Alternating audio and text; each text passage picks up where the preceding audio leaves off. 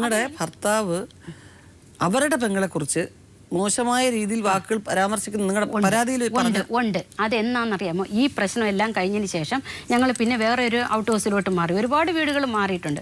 അങ്ങനെ വേറൊരു ഔട്ട് ഹൗസിലോട്ട് മാറിയതിന് ശേഷം ഒരു അകത്ത റൂമിൽ അവളാണ് കിടക്കുന്നത്, നടുക്ക് ഞങ്ങൾ. അതും ഇതേപോലെ ഓണിയുള്ള വീടുകളാണ്. ഇവിടെ അപ്പുറത്ത് പുള്ളിക്കാരനാണ് കിടക്കുന്നത്. അപ്പോൾ ഒരു ദിവസം ഇങ്ങനെ പിള്ളേരെല്ലാം ഉറങ്ങിയതിന് ശേഷം എൻ്റെ അടുത്ത് വന്നിട്ട് ഇങ്ങനെ കാര്യമായിട്ട് ഇങ്ങനെ സംസാരിച്ച് ഞങ്ങൾ ഒന്നിച്ചിരിക്കുന്ന സമയത്തിന് എൻ്റെ അടുത്ത് അവളെയും കൂടെ ചേർത്തിട്ട് ഇത് പറഞ്ഞു. എന്ന് വെച്ചാൽ അത് പറയാൻ പറ്റത്തില്ല, അതേ രീതിയിലുള്ളത് പറഞ്ഞു. അപ്പോൾ എനിക്ക് ഒരുമാതിരി വല്ലാത്തതായി. അയ്യോ, അപ്പുറത്ത് കിടക്കുന്നവളെയും കൂടെ ചേർത്ത് ഇതാക്കണമെന്ന് പറഞ്ഞു.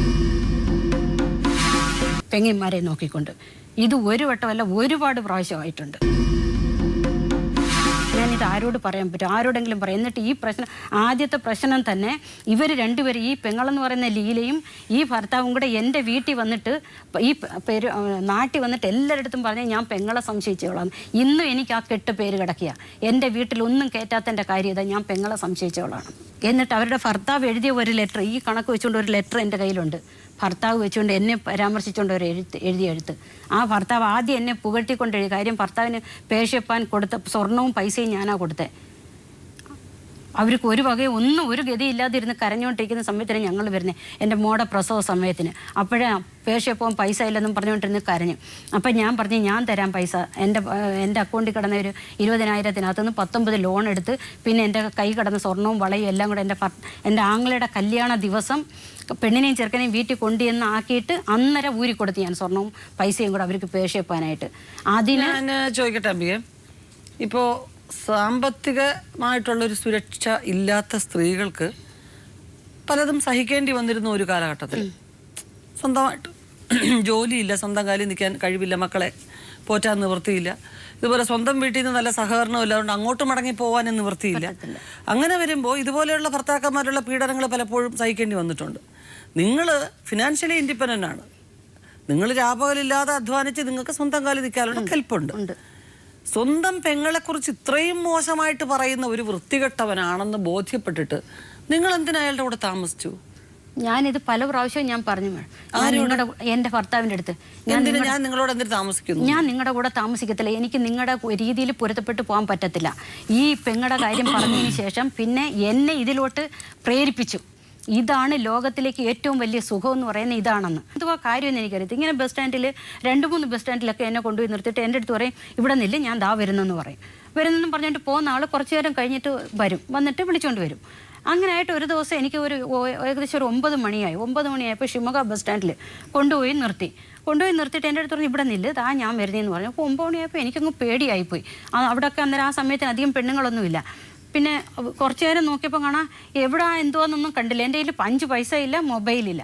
അപ്പോൾ ഞാൻ അവിടെ ഒരു ബസ് കിടന്നപ്പം ലേഡി കണ്ടക്ടർ ചോദിച്ചു, എവിടെ പോകാനാന്ന് ചോദിച്ചു. ഞാൻ പറഞ്ഞു, ഭദ്രാവതിക്ക് പോകാനാന്ന് പറഞ്ഞു.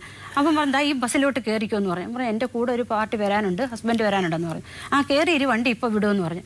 അപ്പം നോക്കിയിട്ട് പുള്ളിയെ കണ്ടില്ല. ഞാൻ ബസ്സിലങ്ങ് കയറിയിരുന്നിട്ട് ഞാനൊന്ന് ചെക്ക് ചെയ്തു. മോളിരുന്നു കൊണ്ട് ഇങ്ങനെ നോക്കി വെക്കുമ്പോൾ കാണാൻ ദൂരെ അവിടെയൊക്കെ ഈ ബ്രോക്കർമാരുണ്ട്, ബ്രോക്കർമാരുണ്ട്, ഈ പെണ്ണുങ്ങളെയൊക്കെ ഇങ്ങനെ ഇതാക്കി കൊടുക്കുന്നത്. ഒരു പെണ്ണും ഇത്തിരി പ്രായമുള്ള ഒരു സ്ത്രീ, ആ സ്ത്രീയായിട്ട് അവിടെ നിന്നുകൊണ്ട് സംസാരിക്കുകയാണ്. എന്നെ കാണിച്ചിട്ട് സംസാരിക്കുക. എനിക്ക് ശരീരം എല്ലാം വിറയ്ക്കാൻ തുടങ്ങി. അന്ന് പിന്നെ കാണാം അവിടെ നിന്നുകൊണ്ട് ഞാൻ കൈ കാണിച്ചു, ഞാനങ്ങ് പോയത് ഭദ്രാവതി ബസ്സാ, വണ്ടിക്കൂലിക്ക് എൻ്റെ പൈസ ഇല്ലെന്ന് പറഞ്ഞു. അങ്ങനെ പുള്ളി കയറി വന്നു, ഓടി വന്നു. എന്തിനാ പേടിക്കുന്നത്? പേടിച്ചു പോയോ?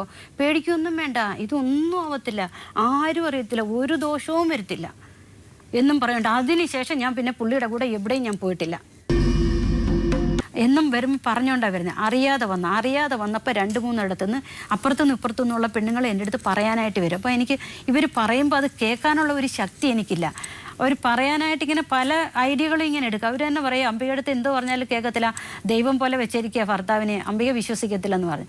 എന്നിട്ട് ഇങ്ങനെ പറയാനായിട്ട് വരുമ്പോൾ പറയുമെന്നാകുമ്പോൾ പറയാം, എനിക്കുള്ള പാലടപ്പ വെച്ചിരിക്കുക, ചീത്തയായി പോകുമ്പോൾ ഞാൻ അങ്ങനെ 2-3 വട്ടം അത് കേൾക്കാനുള്ള ഒരു ശക്തി എനിക്കില്ലായിരുന്നു. അങ്ങനെ ഞാനങ്ങ് അകത്ത് കയറിപ്പോയി. അങ്ങനെ മക്കളോടാരും പറഞ്ഞിട്ടില്ല. കുട്ടികൾ മുതിർന്നു വരുമ്പോൾ എവിടുന്നെങ്കിലും ഒക്കെ ഈ അച്ഛൻ്റെ മോശം സ്വഭാവങ്ങൾ എന്നൊക്കെ പറഞ്ഞു. മക്കൾ അവിടെ ഇല്ലല്ലോ, മക്കൾ ഇവിടെ അല്ലേ, മൈസൂരിലല്ലേ രണ്ടുപേരും താമസിക്കുന്നത്. അവിടെ വന്നാലും എൻ്റെ മക്കൾ രണ്ടുപേരും വീട് വിട്ട് പുറത്തിറങ്ങത്തില്ല, ഒരു ഫ്രണ്ട്സുമായിട്ടും പോകത്തില്ല. ഓരോരുത്തരുമായിട്ട് മക്കൾക്ക് രണ്ടുപേർക്കും അതേവരെ ഫസ്റ്റ് ഇയർ ആവുന്ന മോൻ്റെ BFA ഫൈനൽ ഇയറിലും മോടെ PUC പ്രീ ഡിഗ്രിയുടെ ഫസ്റ്റ് ഇയറും അത് കഴിഞ്ഞതിന് ശേഷമാണ് ഇവർ വിവരം അറിയുന്നത്. ജീവിതം സാക്ഷി എന്ന ഈ ലോക് അദാലത്ത് വളരെ സുതാര്യവും പണച്ചിലവില്ലാത്തതുമാണ്. ജീവിതം സാക്ഷിയിൽ പങ്കെടുക്കാൻ ആഗ്രഹിക്കുന്നവർ ഞങ്ങളെ എഴുതി അറിയിക്കുക. ഞങ്ങളുടെ വിലാസം: ദ പ്രൊഡ്യൂസർ, ജീവിതം സാക്ഷി, കൈരളി TV, കൈരളി ടവേഴ്സ്, പാളയം, തിരുവനന്തപുരം.